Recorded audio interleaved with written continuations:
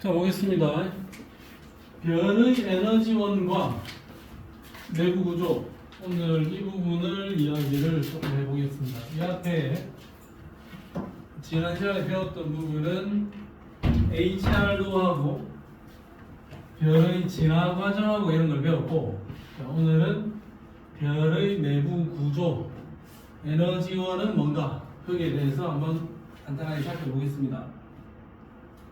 자, 별이 뭐 여러 단계가 있는데, 일단 여기서 설명을 하기로는 원시별 해서 그 다음은 주계열성 될 거고, 그 다음에 뭐 적색 거성, 그 다음에 뭐 이런저런 여러 가지로 변해 가겠죠. 그러면 아직까지 별이 아직 아니었다, 원시별이다. 원시별일 때는 얘의 에너지의 근원은 중력 수축 에너지 이거밖에 없습니다. 중력 수축 에너지. 중력 수축이 일어나게 되면 그 입자를 구성하고 있던 물질들, 이 입자들이 여기 있던 아들이 중력 수축을 하게 된다. 그럼 얘는 운동 에너지도 있고 포텐셜 에너지도 있었는데, 여기 있던 이 위치에 입자가 운동 에너지 100에 포텐셜 에너지 100이다. 그럼 토탈 에너지가 200이잖아요. 그럼 얘가 중력 수축을 하게 되면 질량 중심의 기준점과의 거리가 가까워지잖아. 그럼 포텐셜 에너지가 100이 아니라 한 20만 있으면 돼. 원래는 포텐셜 에너지가 100이었는데 20만 있으면 된다. 그럼 나머지 80이라는 에너지를 주위로 방출해 줄 거고, 그 80이라는 에너지가 운동 에너지로 바뀔 수도 있고, 아니면 일반적인 그냥 열 에너지 형태로 방출될 수도 있어. 그러면 저거 보면 원시별은 중력이 더 크게 작용을 해서 수축을 합니다.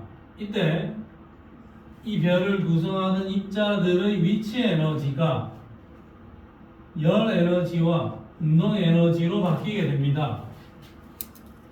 그렇게 바뀌어서 일부의 에너지는 내부 에너지를 증가시켜주고, 일부는 복사 에너지의 형태로 방출이 되어서 빛을 내게 됩니다.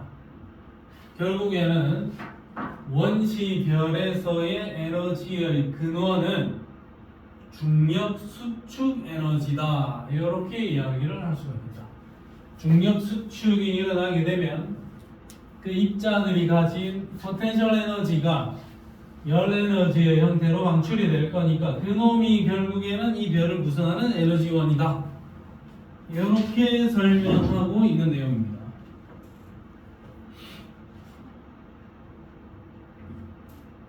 자, 그 다음에 원시별에서 그 다음 단계인 이제 주계열성으로 넘어가게 되면, 주계열성이다라는 데는 온도가, 중심부의 온도가 1000만 K 이상으로 올라간 거고, 그럼 이때는 수소 핵융합 반응, 수소가 모여서 헬륨이 되는, 물론 4개의 수소가 모여서 헬륨이 되는 수소 핵융합 반응이 시작됩니다. 주계열성 단계에서는 얘가 할 수 있는 핵융합 반응은 수소 핵융합 반응밖에 없습니다.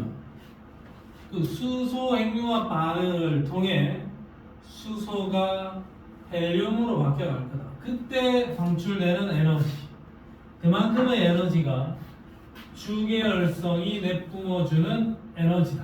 자, 그럼 또 읽어보면 4개의 수소가 하나의 헬륨으로 바뀔 때, 그때 질량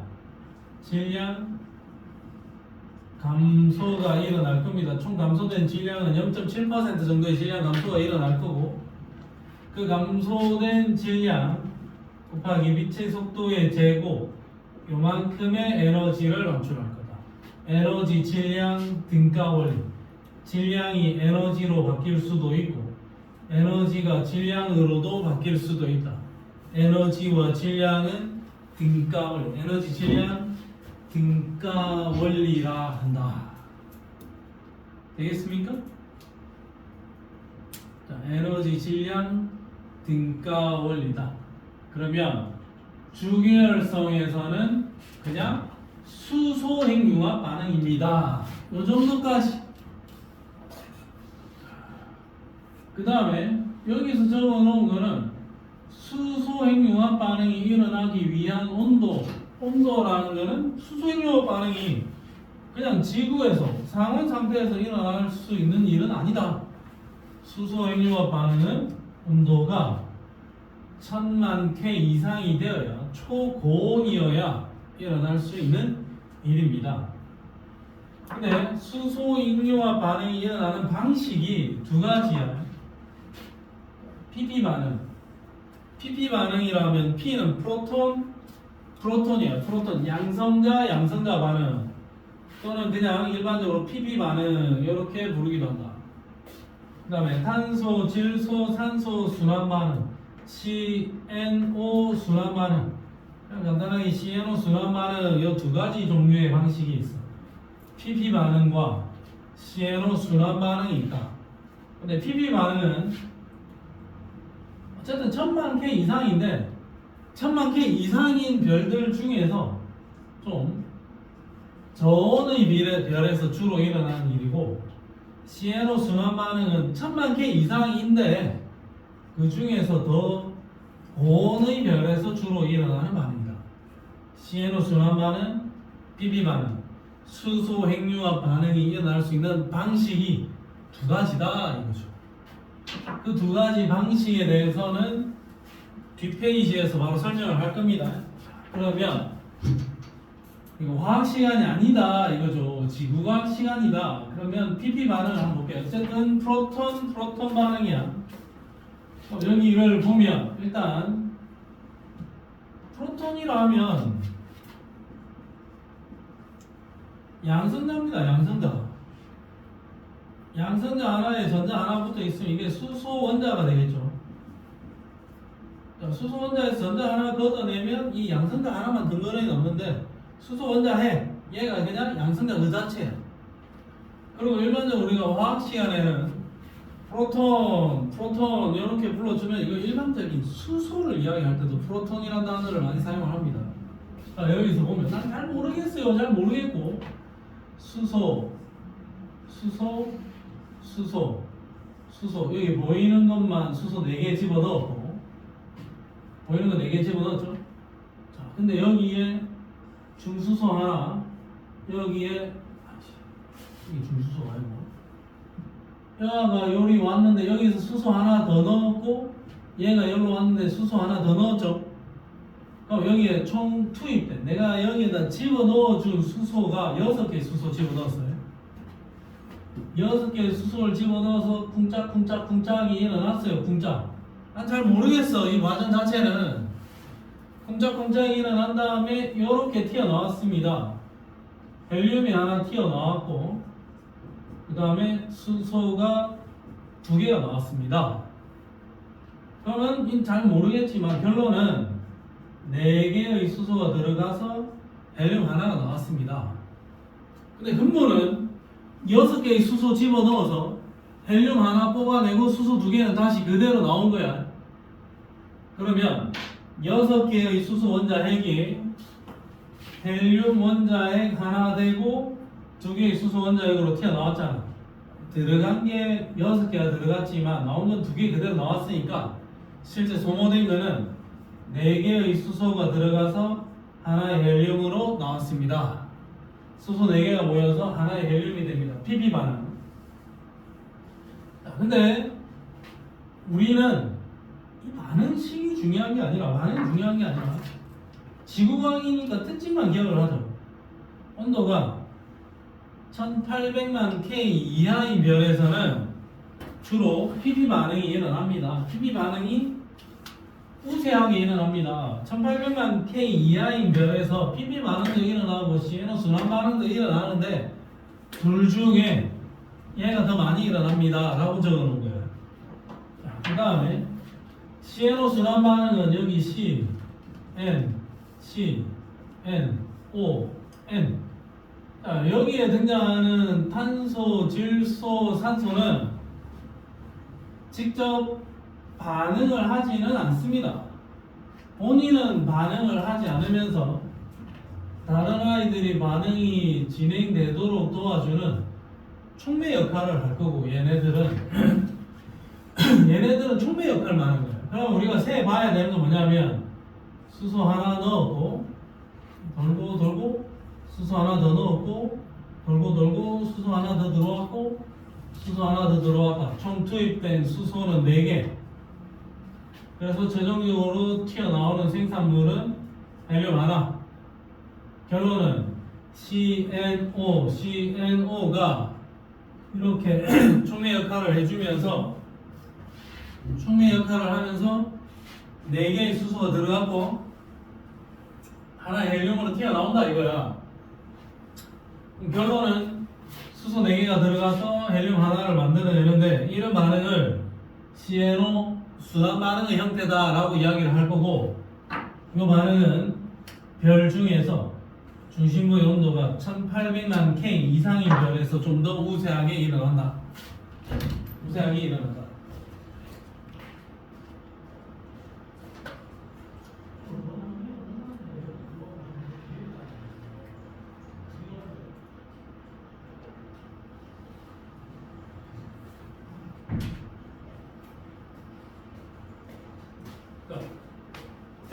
PP 반응이 있고 CNO 순환 반응이 있는데 1000만 K 이상이면서 1800만 K 이하면 주로 이게 많이 일어나고, 1800만 K 이상인 진짜 초고온의 별에서는 이게 많이 일어난다. 그러면 이 둘 중에서 어떤 핵융합 반응이 좀 더 효율적으로 진행이 되냐면, 둘 중에서 반응이 더 잘 되는 게, 반응 속도가 훨씬 더 빠른 게 CNO 순환 반응이 더 빠르더라고. 그러니까 고온의 별들은 주로 CNO 순환 반응으로 진행이 되니까 반응 효율성이 PP 반응보다 훨씬 더 효율적이니까 수소의 소모 속도가 훨씬 더 빠르겠죠. 수소가 더 빠르게 헬륨으로 쫙쫙 변신을 해갈 거다. 그러니까 얘는 수명이 짧다 이거죠. 수소의 소모 속도가 더 빠르다. 장작이 훨씬 더 잘 탄다 이겁니다. 주로 그렇더라. 반응식을 외울 필요는 없다. 자, 그럼 봐라. 중심부의 온도가 좀 낮은 별들은 PP 반응이 우세하고, 온도가 높은 아이들은 CNO 순환 반응도 일어나고 PP 반응도 일어나는데, 둘 중에 CNO 순환 반응의 효율성이 좀 더 좋더라 이겁니다. 자, 그러면 태양은 지금 주계열성이니까 태양의 에너지원이 뭡니까? 태양의 에너지원이 뭡니까? 라고 물어보면 태양은 수소 핵융합 반응으로 에너지 생산합니다. 이런 이야기를 하면 돼. 태양의 주요 에너지원은 수소 핵융합 반응에 의해서 발생하는 에너지입니다. 그 다음에 요 밑에 나와 있는 내용, 태양의 수명 계산하지 않겠습니다. 태양의 수명은 한 100억 년 정도 된답니다. 혹시 수업 시간에 선생님이 강조를 하거나 아니면 혹시 이 내용이 나중에 선생님이 추후에 강조를 하면 그때 돼서 나한테 즉시 이야기를 해주세요. 그 다음에 주계열성 이후 단계의 에너지원, 적색거성, 초거성이 되면 수소 핵융합 반응. 자, 여기서는 수소가 헬륨으로 될 거고, 만약에 내가 적색거성이 되면 헬륨이 탄소나 산소 될 거고, 그 다음은 또 교소가 될 거고, 그 다음은 점점점에서 철까지 갈 수 있는 거겠죠. 그럼 일반적으로 우리가 적색거성이라 하면 수소 핵융합 반응 그 다음 단계 헬륨이 탄소 산소 되는 이 반응 진행되겠죠. 적색거성의 주요 에너지원은 뭐냐? 헬륨 핵융합 반응입니다. 헬륨 핵융합 반응 되려면 1억은 있어야 됩니다. 수소 핵융합 반응은 1000만원만 있으면 됐었는데 이제는 1억이 있어야 됩니다. 그 다음 단계 하려면 8억이 있어야 됩니다. 나는 아무리 모아도 8억이 없습니다. 그러면 이거까지밖에 나는 못하는 거고. 그러니까 8억이 있습니다. 그 다음 단계 진행하고. 그 다음은 20억을 내놨는데 그럼 그 다음 단계 또 진행할 수 있는 겁니다. 인정? 나는 8억이 없네. 1억도 없네. 그럼 나는 수소 핵융합 반응밖에 못하는 겁니다. 1000만원은 있거든. 그럼 수소 핵융합 반응까지는 이는 1000만원 더 없지.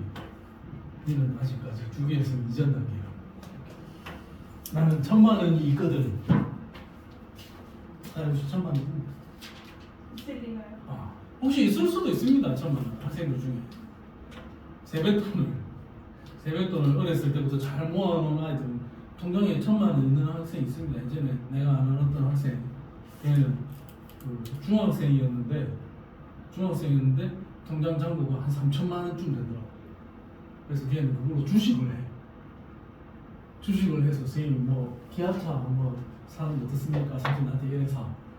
기아차 사놨다. 아니 뭐 사. 저는 SMCNC를 샀습니다. 기억도 난다. 그 SMCNC. 오늘 상한가 먹어가지고 팔았습니다. 그래서 저는 주식으로 중학교 때 한 3천만원, 4천만원을 굴리던 학생이 있습니다. 그래서 서울대 경제학과 들어갔습니다. 대단한 부모님을 만난 거죠. 자, 그 다음에 초고성은 그 다음 단계잖아. 그럼 초고성의 에너지원은 뭡니까? 점점 더 무거운 원소 핵융합 반응입니다. 탄소 핵융합 반응, 규소 핵융합 반응, 뭐 여러 가지 다른 더 무거운 원소 핵융합 반응으로 일어납니다. 그러면 핵융합 반응을 통해서 에너지를 뽑아내는 것은 주계열성, 적색거성, 초고성. 그 다음에 원심 에너지 근원이 뭐라고? 중력 수축 에너지. 주계열성, 적색거성, 초고성은 핵융합 반응을 통해서 에너지를 뽑아냅니다. 그 정도까지. 그럼 뒷페이지. 자, 별의 내부 구조 한번 보자. 별이 이렇게 생겼는지 저렇게 생겼는지는 잘 모릅니다. 안 봤으니까. 잘 안 봤지만 우리는 별의 내부는 이럴 것이다 라고 추정을 해보는 겁니다. 근데 뭐 교과서에 이렇게 실려있지만 나중에 진짜 태양의 내부를 뚫고 한번 들어가서 조사를 해봤더니 이게 아니다 이럴 수도 있습니다. 전혀 딴 세상 이야기를 하고 있는 걸 수도 있어. 자, 그럼 우리가 추정컨대 주계열성의 내부 구조는 중심부 영역과 중심에서 생성된 에너지를 표면으로 전달하는 부분으로 나눌 수 있습니다. 거창하게 정력학 평형이라고 적어놨는데 대단할 것도 없습니다. 통합과학 시간에 이야기했을 때 별의 핵융합 반응에 의해서 내부에서 밖으로 뻗어나가려는 힘이 생겨난다 그랬죠? 요거를 통합과학 시간에는 내부 압력이라 적었고, 그럼 책에서 뭐라고 설명하고 있냐면 온도가 상승하면 별 내부의 기체 압력 차이로 바깥쪽으로 팽창하려는 힘이 작용한다 이렇게 적어놨는데 이게 내부 압력. 그 다음에 이 별은 중력, 제약을 가진 입자니까 잡아당기는 힘, 중력이라는 힘이 작용을 할 겁니다. 잡아 수축하려는 중력, 뻗어나가려고 하는 내부 압력, 잡아당기는 중력, 이 둘이가 평형을 이룬다. 같다. 그럼 튀어나가려고 하는 힘과 잡아당기려고 하는 힘이 같다. 그러니까 얘는 크기가 커지지도 않고 작아지지도 않고 현재 사이즈를 그대로 유지할 거다. 이게 정력학 평형 상태를 유지한다. 한마디로 그냥 간단하게 쓰면 크기가 일정하다 그 이야기입니다. 대단한 이야기도 아닌 것을 또 대단한 척 하면서 정력학 평형이라는 용어를 사용하고 있습니다. 자, 그 다음에 이거 하나는 외워야 됩니다. 이제 여기에 별표 3개를 쳐놓으세요. 자, 질량이 태양 정도 되는 별, 질량이 태양의 2배 이상인 별, 이 둘이 안쪽과 바깥쪽에서 열을 전달하는 방식의 차이가 있더라고요. 자, 안쪽에 핵이 있고 여기서 밖으로 열이 뻗어 나와야 되겠죠? 자, 여기서 주로 전달되는 방식이 복사, 표면에서는 주로 대류의 방식으로 열이 움직이고 있더라. 근데 질량이 태양의 2배 이상이 되는 별은 안쪽에서 열의 움직임이 대류, 바깥쪽에서 뻗어나온 이런 방식이 복사. 반대로 되겠죠? 그러면 우리가 뭐 태양을 연구하는 사람은 아니잖아. 우리는 지구과학 원 점수만 받으면 되는 거잖아. 그러면 이것만 외우면 돼. 이건 복사, 대류, 대류, 복사. 이것만 외우면 돼요. 그럼 또 헷갈리거든, 시험장에서. 그러면 태양 정도 되는 아람, 수 무거나 둘로 나눌게. 그럼 우리는 태양이 우리 동네에 있는 아잖아. 그럼 야만 기억을 하고 나머지는 반대다. 이렇게 또 보면 돼요. 그래서 내가 이거를 나는 개인적으로 이렇게 외웁니다. 안쪽이잖아. 안쪽이면 내, 바깥쪽은 왜죠? 안쪽이 복사. 그래서 난 내복 이것만 외웁니다. 내복. 좀 없어 보이나? 처음에는 안복 이렇게 외웠는데 안복은 좀 살짝 안 붙더라고. 그래서 태양은 내복. 그럼 바깥쪽은 대류. 그럼 태양 2배 이상인 별은 태양이 내복이니까 여기는 내대, 대류, 여기 복사. 이것만 외우면 맞춘다. 이거 좀 맞추면 되는 거 아닙니까? 이것만 외우면 돼. 이게 근데 시험장에서 한쪽이 대류였더라, 복사였더라. 이런 게 헷갈리면 이건 틀릴 수도 있는 건데 내복으로 기억을 하니까 그냥 나는 이제 문제는 풀리더라. 아는 척 하면서 풀 수 있더라 이거죠. 대충 아는 척 하면서 점수만 획득을 해봅시다. 자, 뒷페이지. 아니라 밑에 주계열성에서 거성으로 진화할 때 내부의 구조는 어떻게 됩니까? 지난 시간에 별의 진화 과정에서 설명을 했는데, 주계열성이면 중심부에 있는 수소가 전부 다 헬륨으로 변한다 그랬죠? 그럼 빵빵 터져 나가는 내부 압력이 잠시나마 소멸이 되겠지? 그러면 중심부의 이 헬륨층이 중력 수축하게 되면 중심부의 온도가 올라갈 거고, 중심부의 온도가 올라가면 아까는 1000만 K에 도달하지 못했던 바깥쪽이 가열. 그럼 이제는 바깥쪽이 1000만 K에 도달하면서 여기서 핵융합 반응 빵빵빵. 이런 과정으로 내가 이야기를 했었어요. 글이 뭐 놓쳤나? 그러니까 뭐 이해가 안 되나? 자, 그러면 내가 읽어볼게. 중심부의 수소를 모두 소모하고 중심부가 전부 다 헬륨으로 바뀌면 중심 핵에서는 중력 수축이 일어날 것이고, 헬륨 핵을 제외한 나머지 수소층에서는 핵융합 반응이 일어난다. 그러니까 주변부가 오히려 더 가열이 될 거다 이거죠. 그럼 헬륨 핵을 둘러싼 수소층에서는 핵융합 반응이 일어날 거고, 내부의 온도가 높아져서 압력이 증가합니다. 그러면 뻗어 나오겠죠. 터져 나오겠죠. 그러면 아까는 저 중심부에서 뻗어 나왔는데 이제는 좀 더 바깥쪽에서 터져 나오잖아. 그럼 터져 나오는 힘이 중력보다 더 세진다 이거죠. 그러니까 별이 이만큼 커질 거다 이거죠. 거성이 될 거다. 그러면 별이 밖으로 뿜어내는 힘, 내부 압력이 증가하면 별이 팽창을 해서 반지름이 커지게 되고, 반지름이 커지게 되면 표면 온도는 낮아질 거다. 그래서 적색으로 변할 거다. 적색은 표면 온도가 한 3000K. 지금 태양의 표면 온도는 6000K인데 3000K로 줄어들면서 거성 또는 슈퍼 거성으로 진화해 갈 겁니다. 그러면 그 다음 단계 핵융합 반응을 시작을 하면 별의 크기는 커지는구나.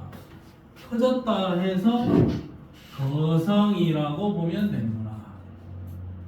그럼 질량이 태양 정도 되는 별은 결국에는 한계치가 탄소나 산소 정도까지, 그 다음에 밖에는 헬륨, 수소 요 정도로 끝이고, 질량이 태양보다 매우 큰 별은 핵융합 반응을 그 다음 단계를 차근차근 진행을 하면서 중심부에 철까지 갈 수 있다 이겁니다.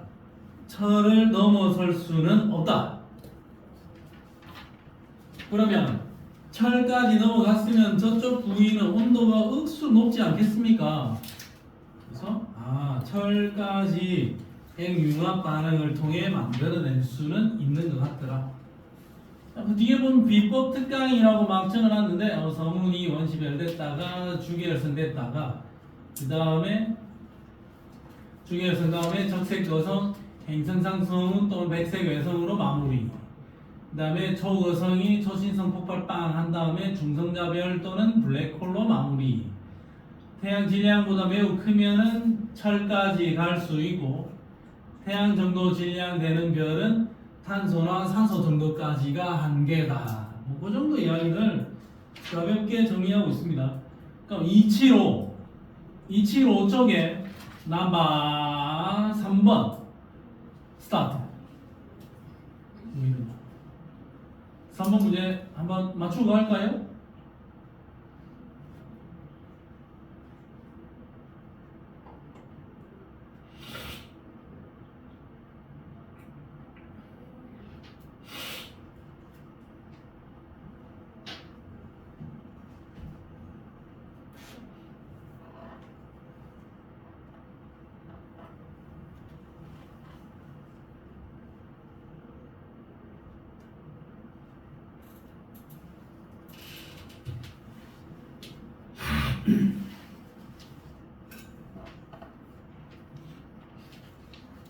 맞다. 저번에 규리가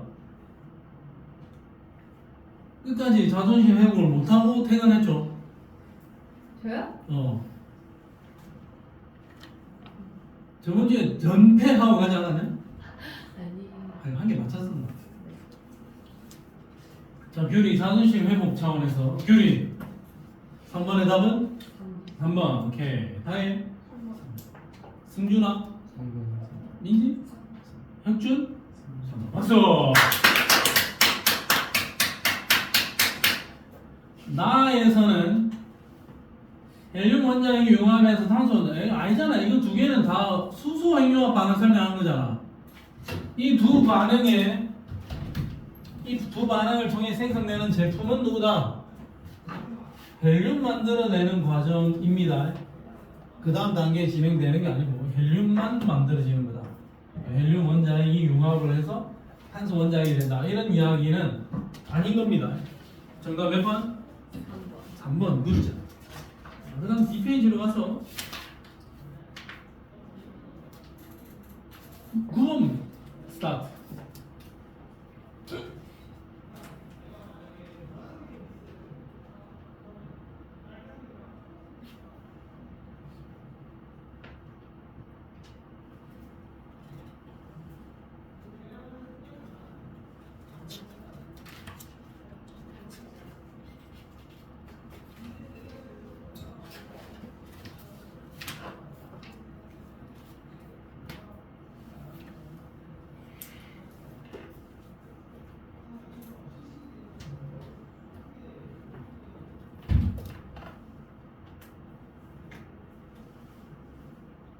혁준 몇 번?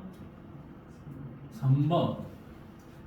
가는 탄소, 산소 정도까지니까 얘는 뭐 가벼운 별, 얘는 뭐 철까지 적혀 있으니 얘는 굉장히 무거운 별. 가는 나보다 질량이 작다. 작네. 콜. 가는 행성산성운과 백색 외성으로 마무리해야 될 거니까 블랙홀은 절대 안 될 겁니다. 나는 중심부에 있을수록 좀 더 높은 온도, 더 무거운 원소일수록 더 높은 온도에 생성되는 거 아니겠습니까? 그러면 정답 몇 번? 3번.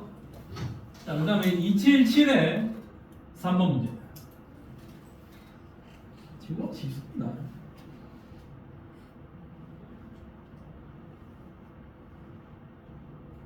그리고 저번 주에 그 계산 문제에 좀 당황했을 뿐. 기본을 못하는 학생은 아닙니다.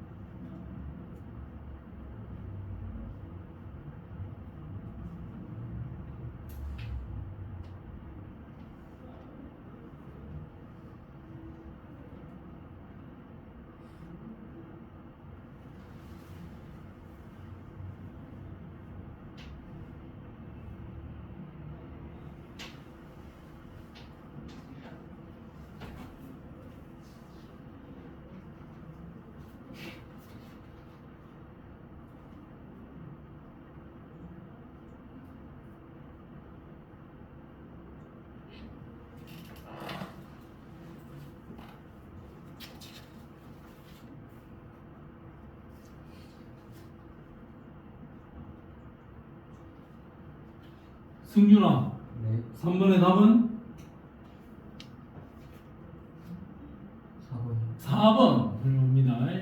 그리 2번 민지 2번 다예 2번 혁준 2번. 그럴 수 있습니까? 4번 답일 수도 있습니다. 보겠습니다. 일단 야는 내복이 아니잖아. 대류죠. 그럼 질량이 어때? 커요. 질량이 매우 큰 2배 이상. 그럼 태양보다 센 놈이죠. 태양보다 세면 밝기 어떻게 노? 태양보다 밝겠지. 밝으면 절대 등급의 숫자는 차차 낮아져야 될 겁니다. 절대 등급이 크다. 아닙니다. 절대 등급이 작을수록 더 밝은 별입니다. 가에서는 태양보다 훨씬 무거운 녀석이죠. 태양보다 훨씬 더 뜨거운 아이지. 네. 그럼 얘는 PP, 얘는 CNO잖아. A와 B 중에서 B가 더 우세하게 진행되어야 되는 거 아닙니까? A가 B보다 많다. PP 반응이 더 많다라고 적어놨으니까 이건 좀 아닌 듯. 니은 틀렸어. 잘못 봤지? 이거 A보다 B가 많다 이렇게 읽으면 되지. 자, B가 우세하게 일어나는 별은 A가 우세하게 일어나는 별보다 훨씬 더 효율적이잖아. 그러니까 B가 우세하게 일어나는 별은 주계열성 단계에 머무는 시간이 짧다. 수명이 짧다 이거죠. 그러면 정답 몇 번? 2번 남바 2번이 되겠습니다. 되겠습니까? 네. 자, 뒤로 가세요. 뒤로 가서 외계 행성 탐사, 외계 행성 탐사에 대해서 한번 살펴볼까? 외계 행성 탐사하고 오늘 목표까지 나간다면 숙제가 303페이지까지 숙제로 오늘 나갈 수도 있을 듯. 한번 기다려봅시다. 외계 행성에 대해서 탐사를 하는 겁니다. 외계 행성이야. 외계 행성이라 하면 내가 밤하늘을 이렇게 쳐다보면 별은 보입니다. 별은 내가 여기서 바라보면 별이 잘 보이네. 반짝반짝한 이 별이. 근데 이 별 주변에 행성들이 이렇게 돌고 있을 것 같은데, 행성은 스스로 빛을 내진 않으니까, 행성은 웬만해서 스스로 빛을 내진 않아요. 빛을 내면 행성이 아니지. 근데 이 행성들은 이 별빛이 찍히고 반사된 빛이 나한테로 올 수는 있겠죠. 그러면 만약에 나와의 거리가 가깝다면 이 별빛이 반사되었을 때 반사된 빛이 도달하나, 그러면 얘를 캐치할 수는 있을 겁니다. 근데 이 제일 가까운 별이, 내가 살고 있는 여기에서 제일 가까운 별이 한 6광년 정도 되지 않습니까? 제일 가까이 있는 별이 정확하게 몇 광? 6광년 미만일까? 5점 몇 광년인가? 그때 저번주에 봤는데 기억이 안 나네, 유튜브에. 그러면 빛의 속도로 달려가도 6년쯤은 가야 별이 있고, 그 별에 있는 행성에 반사된 빛이 지구까지 도달하기에는 좀 쉽지 않을 겁니다. 그러니까 외계 행성계는 빛으로 캐치를 하는 것은 쉽지가 않다. 그러니까 외부에 있는 행성들을 바라보는 방법이, 첫 번째, 표시해, 형광펜 같은 게 있으면 줄을 한번 끊어 보세요. 시선 속도 변화를 이용하는 방법. 시선 속도 변화. 여기다 형광펜 줄 하나 쭉 긋고, 그 다음에 279쪽에 식 현상을 이용하는 방법. 여기다 줄 하나 쭉 긋고, 세 번째, 미세 중력 렌즈 현상. 여기에다가 줄 하나 쭉 긋고, 세 가지 방식이 있다. 그 다음 뒷페이지에 280쪽에 직접 촬영하는 방법. 말 같지도 않은 걸 왜 해놨어요? 직접 촬영하는 방법. 토탈 방법은 네 가지입니다. 그러니까 외계 행성을 직접적으로 관측하는 것은 거의 불가능하다. 스스로 빛을 내지 않기 때문에 거의 불가능하다. 그래서 외계 행성은 주로 별을 이용을 해서 간접적인 방법으로 탐사합니다. 이렇게 적어놨어요. 그럼 첫 번째 방법이 시선 속도 변화를 이용하는 방법. 자, 여기 별표 하나 쳐놓고 한번 보자.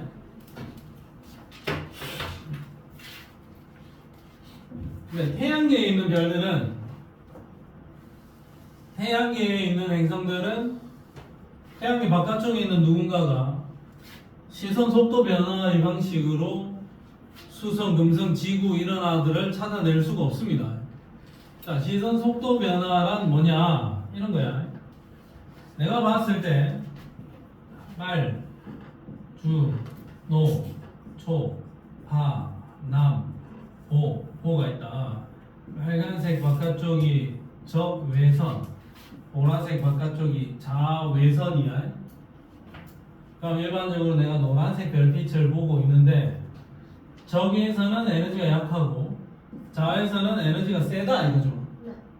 근데 노란색 별빛이 빨간색 쪽으로 이렇게 넘어가면 이거를 적색 편이라 할 거고, 노란색 별빛이 파란색 쪽으로 넘어가면 이거는 청색 편이라 할 겁니다.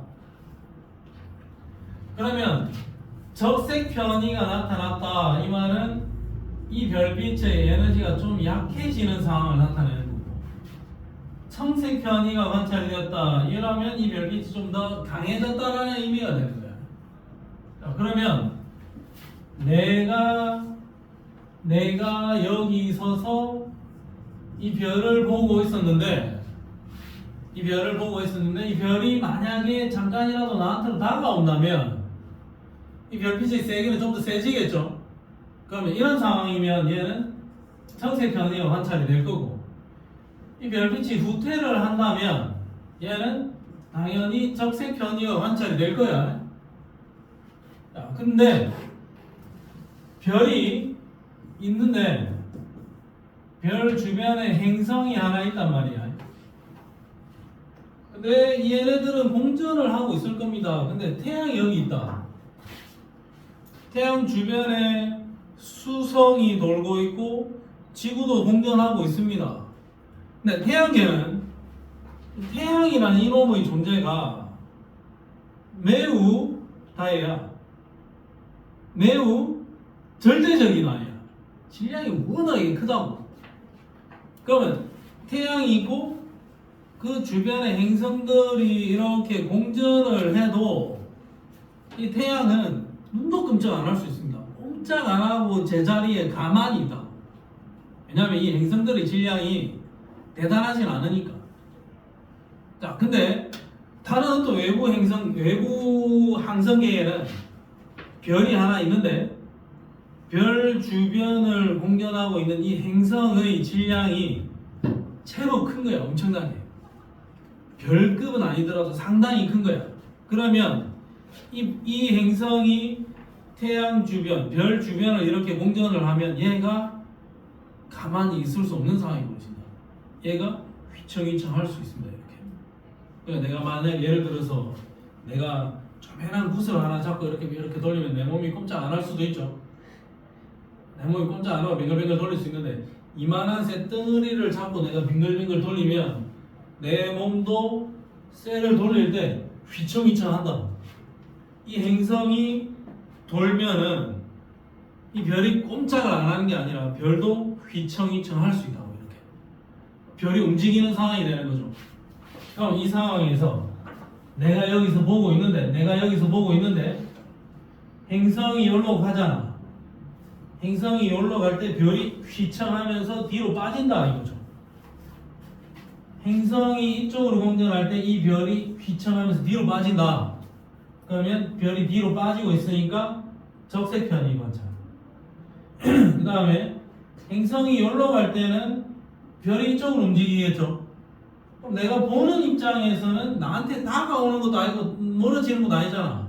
그럼 이때는 편의가 관찰 안 돼. 행성이 여기로 공전을 할 때 별이 이렇게 휘청할 거니까 내가 볼 때 관찰 안 돼, 편의가. 근데 그림을 좀 잘못 잡았네요. 여기서는 행성이 뒤로 갈 때 행성이 뒤로 빠질 때 별이 휘청하면서 앞으로 튕겨 나오겠지. 그러면 행성이 뒤로 빠질 때 별이 앞으로 튕겨져 나올 거다. 그럼 별이 다가오면서 별빛을 보내니까 이때는 청색편이 관찰됩니다. 그러면 저기에 행성이 있다 없다를 판단할 때 내가 보는 거는 여기는 이 별을 보는데 별빛의 생기가 꾸준하게 편이 없다, 적색편이 편이 없다, 청색편이 편이 없다, 적색편이 이런 패턴이 반복되는 별빛이 보이잖아요. 그러면 이 별 주변에 상당한 질량의 행성이 공전하고 있다. 그럼 이 별 주변에 이런 정도의 행성이 있다라고 판정하겠다 이거죠. 저 별 주변에는 행성이 있는 겁니다. 그럼 어떤 별에는 행성이 아예 없을 수도 있겠지. 또 뭐 찾아보면 잘 없겠지만 없을 수도 있겠죠. 근데 내가 보기에 내가 보는 시선 속도의 변화, 그러니까 적색편이 없음, 청색편이 없음, 적색편이 없음, 청색편이 이런 게 계속 반복이 될 거 아이가. 근데 나는 행성을 보고 싶은데 행성이 있냐 없냐를 보고 싶은데 행성이 안 보이니까 중심별을 본 거예요. 그럼 중심별의 시선 속도의 변화를 이용을 해서 이 중심별 주변에 행성이 돌고 있다라는 것을 판단한 겁니다. 되겠습니까? 네. 자, 그러면 이 방식으로 판단이 되려면 행성의 질량이 상당해야 되겠죠. 네. 그러면 이 방식으로 찾아낼 수 있는 행성은 질량이 제법 커야 돼. 그러니까 지구처럼 작은 행성은 이런 방식으로 아예 관찰이 안 돼. 그 다음에 행성이 중심별에서 멀다, 질량이 작다. 행성이 질량은 상당하지만 중심별에서 혹시 멀리 떨어져 있으면 얘가 공전을 해도 얘가 많이 휘청거리지 않을 수도 있잖아. 휘청거리지 않으면 관찰이 안 된다 이거죠. 질량이 작거나 행성이 중심별에서 매우 멀리 떨어져 있으면 시선 속도의 변화를 관찰하기가 어렵다. 그 다음에 공전 궤도면이 시선 방향과 수직인 경우. 자, 이 말이 무슨 말이냐? 지금 너가 눈빛으로 나를 바라볼 때 별이 일이 있고 행성이 있으면 너는 야를 봐야 된다. 야를. 별이 있고 행성이 있으면 행성이 공전할 때 별이 휘청휘청하죠. 그러면 얘가 휘청휘청하니까 청색편이 없음, 적색편이 없음, 청색편이 이게 관찰이 될 거 아이가. 근데 너가 바라보는 시선과 이 별에서의 공전 궤도면이 이렇게 수직이며 여기서 이렇게 휘청휘청하고 있을 거 아이가. 뭔 말인지 알겠나 이거? 이렇게 휘청이 아니라 여기서 이렇게 휘청하고 있으면 여기서 야가 휘청휘청하고 있지만 다가가거나 멀어지는 게 없잖아. 그럼 편의가 관찰된다 안 된다? 안 돼. 그래서 시선 속도 변화를 통해서 관측이 불가능하다. 그러니까 공전하는 궤도면과 너의 시선 방향이 수직일 때는 그 행성 관측이 안 된다는 거죠. 요 말 무슨 말인지 이해하겠니? 너가 보는 시선과 공전 궤도면이 수직이면 아무리 얘가 휘청휘청하고 있어도 편의가 관찰이 안 된다. 그러면 볼 수 없다 이거죠. 질량이 작아도 관찰이 안 된다. 지구 같은 아이들은 저 외계인들이 관찰하려면 시선 속도 변화로는 지구 디텍팅 안 될 겁니다. 자, 됐다 이 방식. 그 다음에 두 번째 방식은 식 현상. 일식, 월식. 그 식이 아니에요. 식. 자, 식 현상을 이용하는 방법이 있는데 보세요. 내가 지금 별을 보고 있어. 내가 별을 보고 있는데 내가 여기서 별을 보는데 별의 밝기가 전체 밝기가 이 정도였습니다. 100이었다고. 근데 어느 순간 보니 별의 밝기가 살짝 어두워졌네? 90으로 어두워졌네? 그럼 전체적인 별의 밝기가 왜 어두워졌을까? 이런 원인이다. 여기 행성이 공전하면서 행성이 막았죠? 그러면 조금 어두워졌겠지? 여기를 통과하면 어떻게 되니? 다시 100으로 올라가겠지? 그리고 야가 한 바퀴 돌아서 다시 돌아오면 또 어두워지겠죠? 그럼 다시 밝아졌다가 어두워졌다. 다시 밝아졌다. 이렇게 반복될까 이거? 그럼 여기서부터 여기까지 요 시간이 이 행성의 공전 주기가 되겠죠. 한 바퀴 공전할 때마다 이 중심 별을 가릴 거니까, 가려줄 거니까 중심 별의 밝기가 조금씩 어두워지겠지? 그걸 통해서 여기에 이 중심별을 이 정도로 가릴 수 있는 사이즈의 별이 있다. 그걸 추정을 한다고. 결국 나는 행성을 보고 싶은 건데 결국 또 행성은 안 보이니까 별을 본 거죠. 별을 쳐다보면서 행성을 찾아낸 거다. 행성이 중심별 앞쪽을 통과할 때 식현상이 일어나서 별의 밝기가 감소합니다. 그 감소된 밝기 변화, 그걸 통해서 행성이 있다라는 것을 추정할 수 있다. 자, 그러면 식현상을 통해서 별을 관찰하는 것은 특징이 뭐냐? 반지름이 클수록 밝기가 더 크게 감소하지. 당연한 이야기다. 반지름이 클수록 별을 많이 가릴 거 아니야. 그러니까 밝기 감소가 더 크겠죠. 중심별의 밝기가 감소하는 시간 또는 밝기 변화량을 통해서 행성의 반지름을 추정해 볼 수가 있다. 자, 행성이 공전을 하고 있을 거니까 주기적으로 밝기 변화가 나타날 거고, 그 다음에 행성의 대기를 통한 별빛을 분석을 하면 별빛이 올 건데 그 앞에 행성이 지나가니까 이 별빛이 행성의 대기를 통과해서 나한테 들어오겠죠? 그럼 이 별빛의 스펙트럼 분석을 통해 요 대기 성분이 뭐다라는 것도 추정해 볼 수가 있습니다. 행성의 대기 성분을 추정할 수 있다. 자, 그 다음에 한계점은 뭐냐면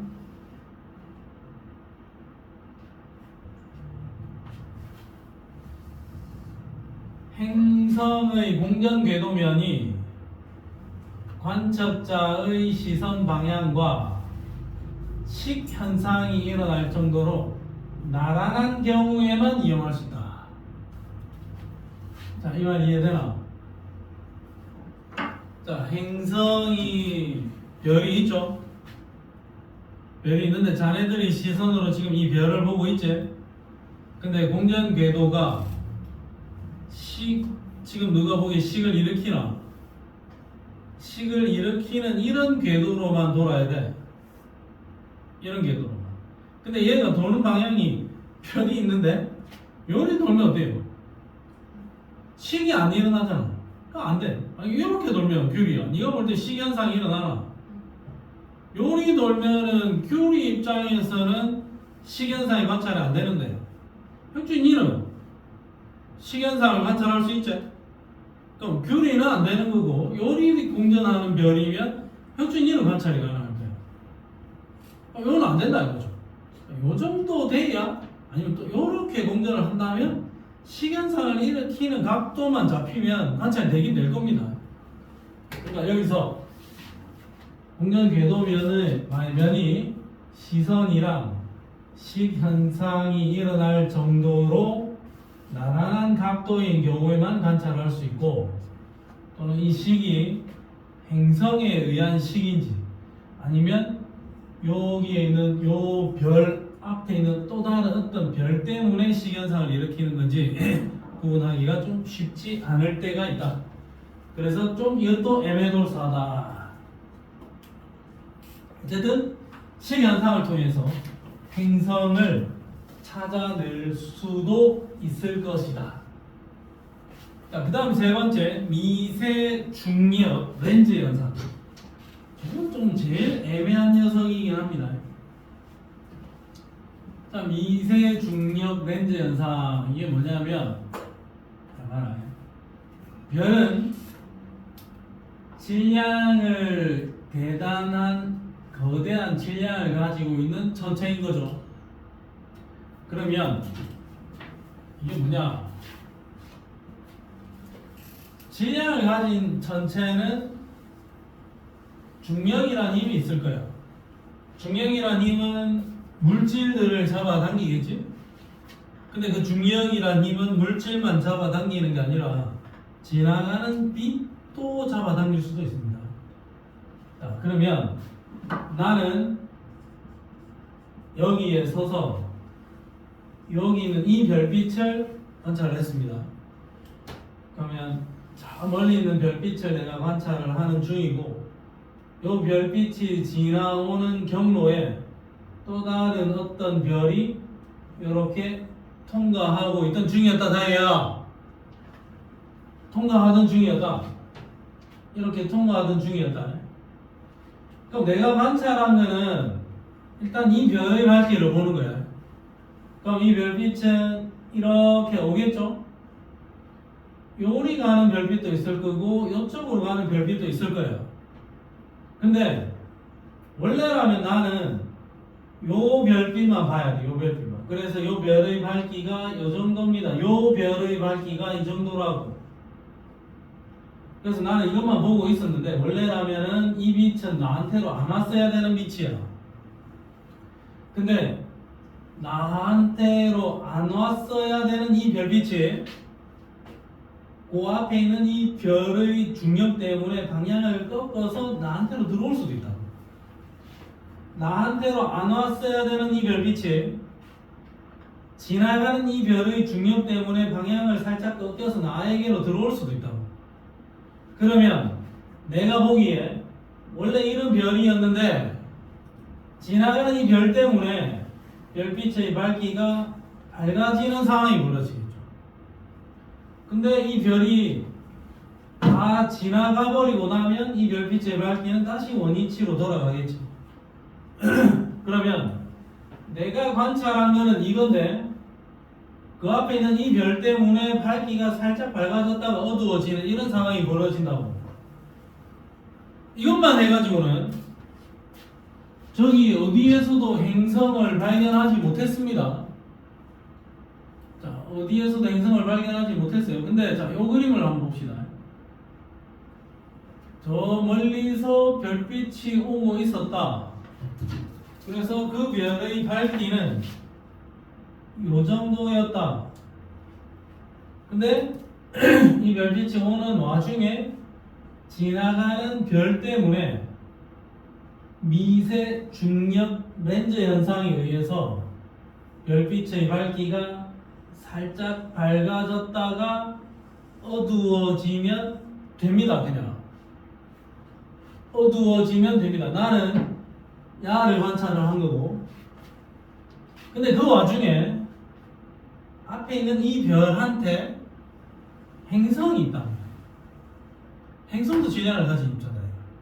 그럼 얘도 중력에 의해서 지나가던 어떤 별빛을 살짝 끌어당겨 줄 수 있겠죠. 방향을 틀어서 나에게로 보내는 현상이 벌어질 수도 있다. 그럼 이 행성 때문에 올라갔다가 그냥 내려가야 되는 이 별빛이 요리 될 수 있다. 이 행성 때문에 순탄하게 내려가던 이 별빛이 살짝 밝아졌다가 다시 내려갈 수 있다. 이게 뭐야? 이게 이게 누구 때문이다? 행성 때문. 아, 요거 행성 발견. 요 별에 의한 행성의 발견. 요 앞에 있는 이 별에 붙어 있는 행성을 찾아낸 겁니다. 이게 말도 안 되는 소리 같지만 이런 방식을 통해서 행성을 찾아낼 수 있답니다. 실제로 이렇게 찾고 있는 중이고 찾아본들 뭐 하겠습니까? 갈 수도 없는데 뭐 연구가 안 되긴 안 될 겁니다.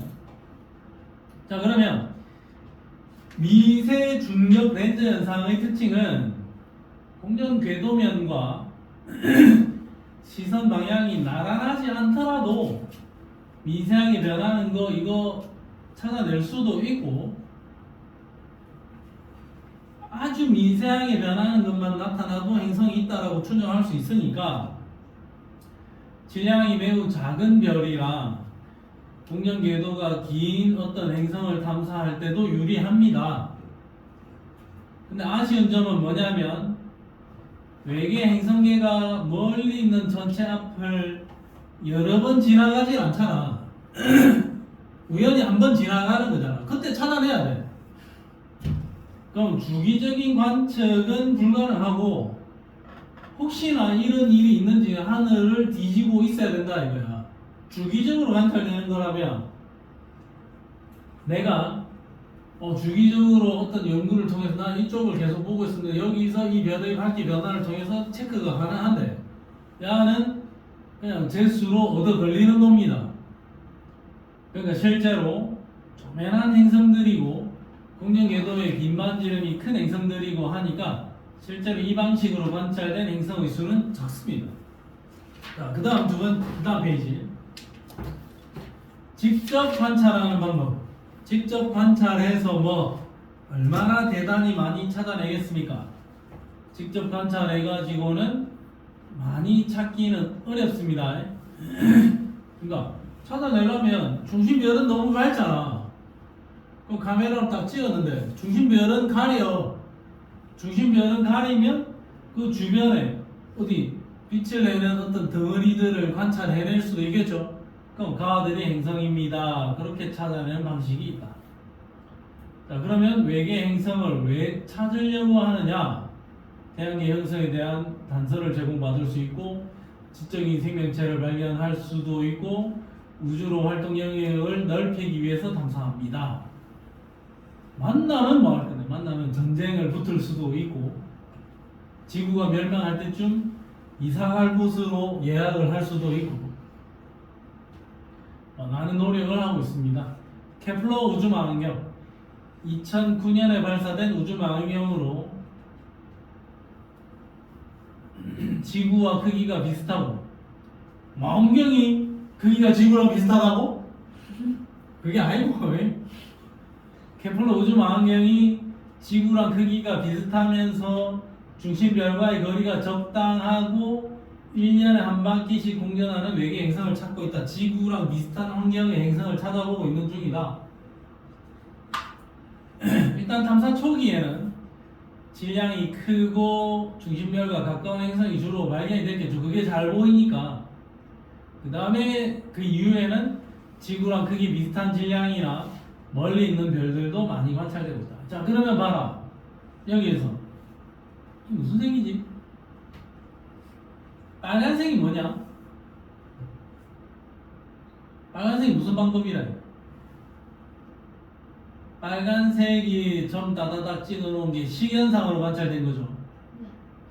그 다음에 파란색은 이거 칼라 책 보면 시선 속도 변화를 통해서 관찰된 거지. 시선 속도 변화를 통해서 본 거는 질량이 상당하네, 그죠? 목성 질량의 10배쯤 되는 아이들. 그러니까 중심별을 휘청휘청하게 할 수 있겠지. 그 다음에 미세 중력 렌즈 현상으로 관찰된 거는 그 보라색인데 그건 많지는 않습니다. 그 다음에 제일 밑에 이거는 무슨 색이고? 직접 촬영. 직접 촬영 이게 무슨, 약간 이 색깔이 어디 있냐, 나 지금.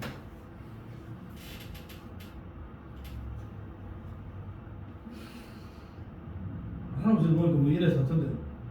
직접 촬영으로는 못 찾겠음. 어디 있는지. 됐냐?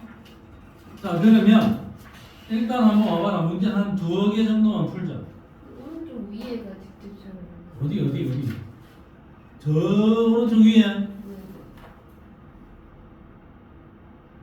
오른쪽 위에 요거 네. 땡땡땡땡땡 이 아들. 네. 그 직접 촬영된 아들은 일단 좀 덩치 있는 아들이네, 그죠? 네. 인정? 자, 그러면 이리 와봐라. 자, 여기로 와서 문제 하나 풀어보자. 2탈9에 289쪽에 2번 문제. 2번 문제를 보면 일단은 이거 시선 속도 변화를 이용해서 행성 찾아보는 거지. 네. 그러면 중심별이 A로부터 1회전 하는 동안 중심별의 스펙트럼을 나타낸 겁니다.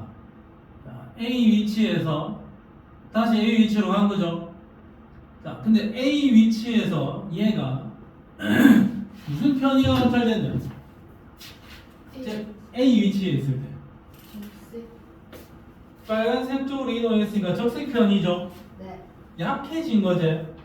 그럼 A 위치에서 적색 편이 그러면 행성은 반대 방향, 니은 방향으로 움직일 겁니다. 네. 그러면 중심별이 A에 위치할 때 적색 편이가 나타난다. 기억보기 어때? 맞아요. 맞죠?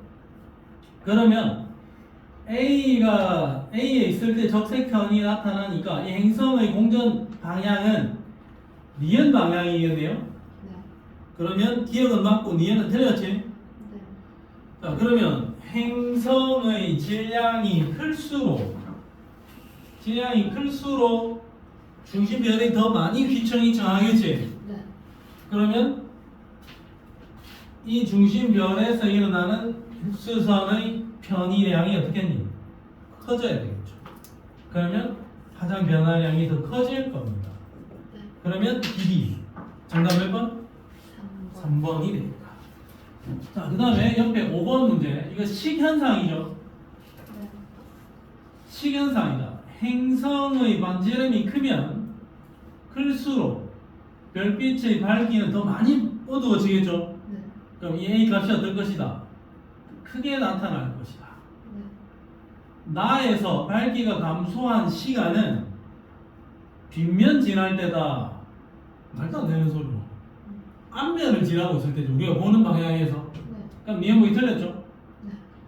관측자의 시선 방향이 행성의 공전 궤도면과 나란한 경우 관찰할 수 있다. 네. 가능하죠. 수직인 경우 안 된다. 이겁니다. 그러면 정답 몇 번? 4번. 4번. 자, 그 다음에 미세 중력 렌즈 현상. 뒷페이지에 7번 문제. 스타트.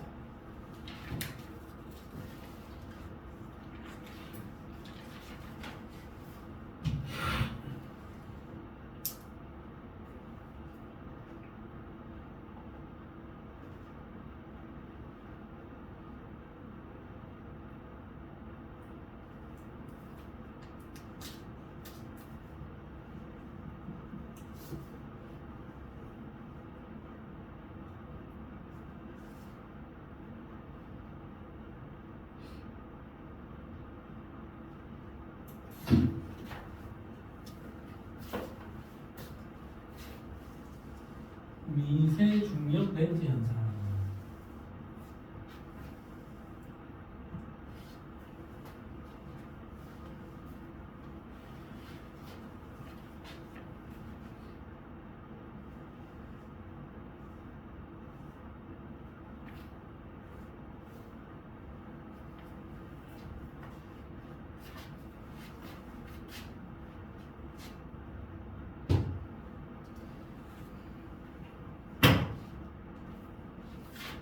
이렇게 툭툭툭. 이렇게 툭.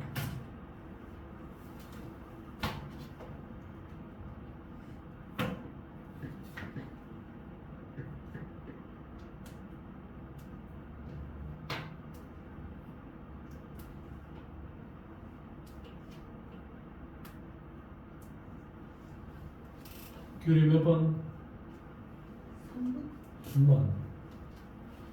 지금 내가 관찰하는 별빛은 야의 밝기를 보는 거고, 지나가는 비 때문에 밝기가 살짝 밝아지는 현상이 나타나지.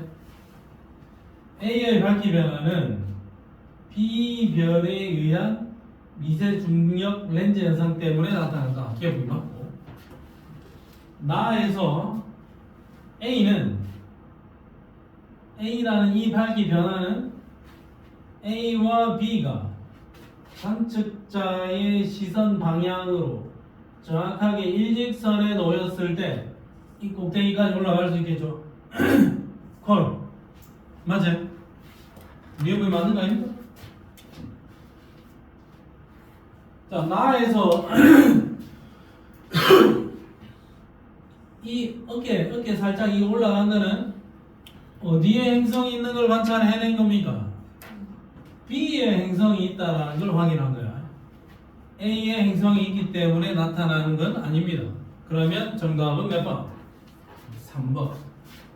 미세 중력 렌즈 현상, 식현상, 그 다음에 중심별의 시선 속도 변화, 이 세 가지 패턴의 문제가 나올 수 있고, 뭐든 내가 출제자라면 한 두 가지 정도는 내겠습니다.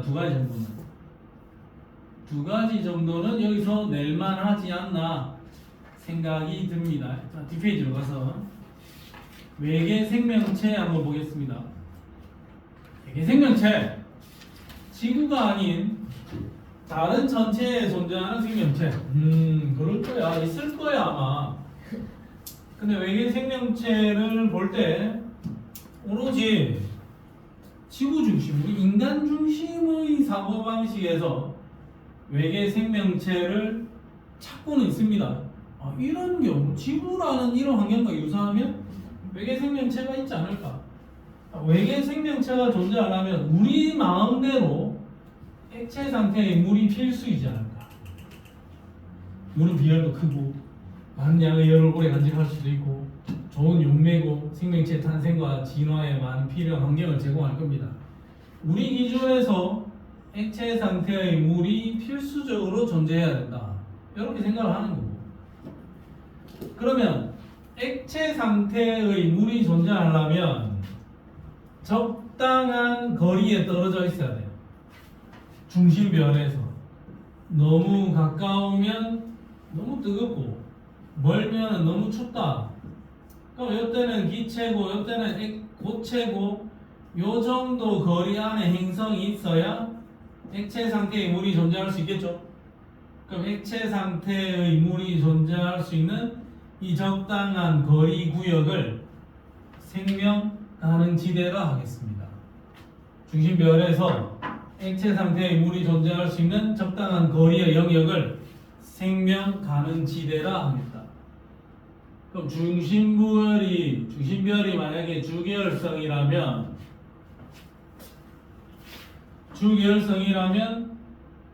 주계열성에서 질량이 커질수록 별의 광도는 더 세지겠죠. 질량이 작으면 한 요 정도, 좀 더 커지면 좀 더 멀리부터 요 정도, 더 세지면 한 요 정도가 생명 가능 지대가 아닐까. 그럼 주계열성 안에서는 질량이 클수록 광도가 커지므로 생명 가능 지대는 좀 더 멀어질 것이고 생명 가능 지대의 폭은 넓어질 겁니다. 자, 적색 거성으로 진화하는 경우에는 만약에 이 별이 적색 거성이라면 별의 크기가 엄청나게 커지잖아. 별의 크기가 엄청나게 커지니까 생명 가능 지대 자체는 주계열성일 때보다는 훨씬 더 멀어질 거고 그 폭도 좀 더 넓어질 겁니다.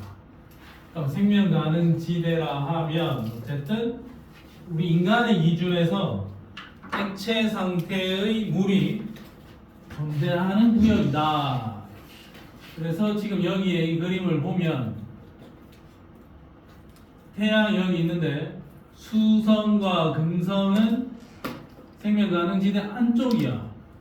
지구는 생명 가능 지대인데 화성, 목성, 토성, 이유는 생명 가능 지대의 바깥쪽입니다. 그래서 태양계에는 생명체가 우리 기준에서 존재할 수 있는 곳은 지구밖에 없다. 근데 만약에 태양이 적색 거성이 되면 좀 더 사이즈가 커지면 지구도 생명 가능 지대 안쪽이 아니겠죠. 지구도 생명체가 살 수 없는 영역이 될 겁니다. 자, 그러면 우리 인간의 기준에서 외계의 생명체가 존재할 수 있는 조건은 일단 생명 가능 지대에 있어야 됩니다. 그 다음에 중심별의 질량이 적당해야 돼. 적당해야 돼. 그래서 적당해야 돼. 중심별의 질량이 너무 크다. 그럼 중심별의 수명이 너무 짧아. 수명이 너무 짧아서 생명체가 탄생하고 진화할 시간 부족. 중심별의 질량이 너무 작으면 생명 가능 지대의 범위가 너무 좁잖아. 질량이 작으면 생명 가능 지대도 너무 좁잖아. 그래서 생명 가능 지대도 너무 좁고 별과의 거리도 너무 가깝기 때문에 이 행성이 존재할 가능성이 좀 작습니다. 그리고 너무 가까이 있으면 이 중심별의 중력을 더 강하게 받기 때문에 자전 주기가 좀 길어져. 자전 주기가 길어지면서 낮과 밤의 반복이 안 일어날 거란 말이야. 그러면 예를 들어서 낮이면 한 6개월 동안 낮, 그 다음에 한 6개월 동안 밤, 열이 될 거라. 그러면 이 식물들이 제대로 자랄 수가 없겠죠. 그래서 생명체가 탄생하기 조금 어려울 것이다. 그 다음에 애매한데 적절한 두께의 대기가 존재해야 됩니다. 대기가 없으면은 외부에서 오는 자외선 차단도 못할 겁니다. 그래서 적절한 두께의 대기가 온실 효과를 일으켜서 따뜻하게 해줘야 됩니다.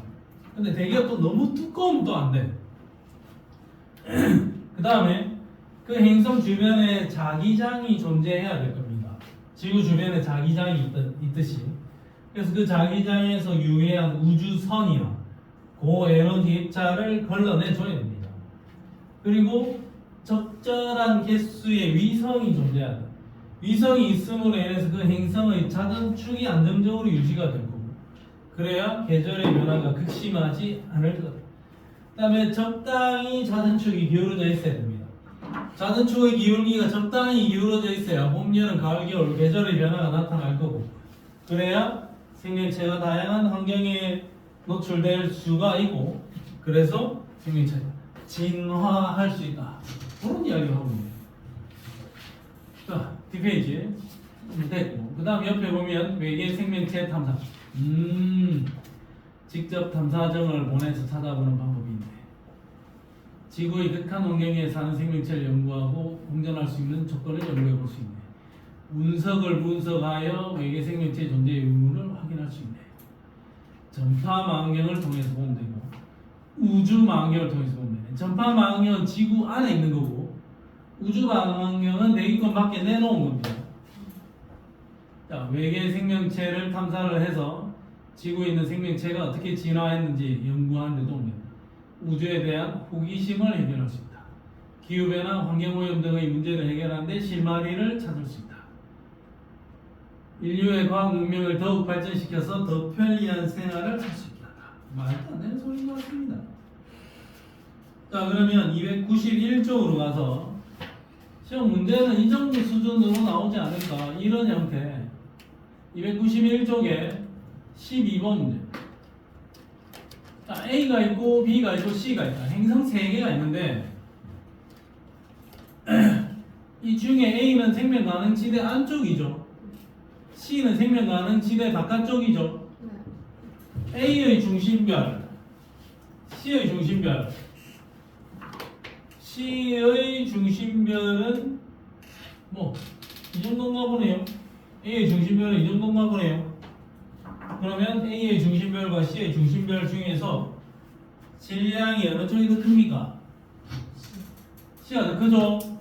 네. A가 질량이 작지? 네. 그럼 A가 밝기가 어떻겠니? 어둡겠죠? 네. A의 별의 밝기가 어두우면 등급은 숫자가 오. 크겠네. 그러면 기억보기 어때? 틀. 자, 행성의 표면 온도는 B가 높겠냐, A가 높겠냐?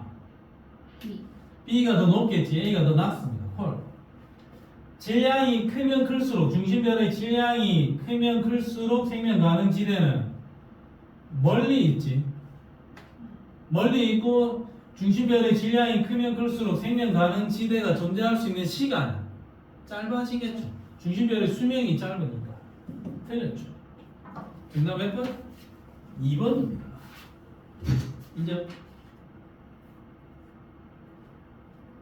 됐나? 자, 다음 17번 문제 스타트.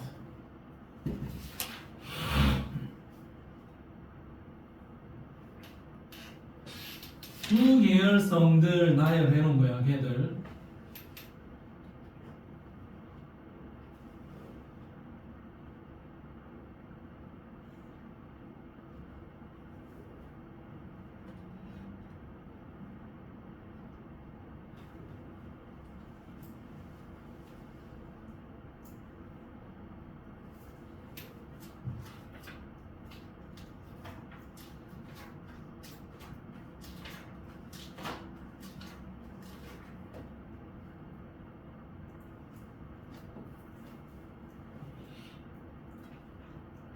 승준아 답 나왔니?